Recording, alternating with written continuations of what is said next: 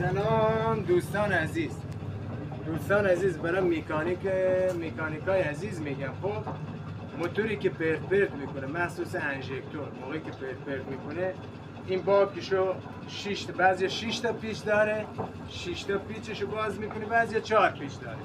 باز میکنه این فیلترشو در میاره. حالا تو مراحل‌های بعد تو کلیپ‌های بعد توضیح میدم کامل چجوری سرویس میشه، ولی یه توضیح خلاصه میدم.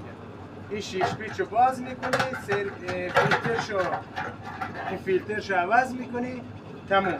بعد بیا اینجا دوست عزیز، انژکتور رو باز میکنی. این انژکتور رو باز میکنی، این دوتا این سوزنه هست، این سوزنه رو 2 تا پیچ داره، پیچاشو باز میکنی، یه فیشی مثل این میذاری جا، دوتا اینو بذاره، 2 تا فیش اینو میذاری جا، فیشا سوزن رو باتری میذاری، بعد اسپره میذاری، اسپره تو این اینجاش اینجوری اسپره میذاری، این فیش هم که وصل میکنی رو باتری اسپره میذاری، میزون دیگه تمیز میشه دیگه. این از سرویس کل انژکتور.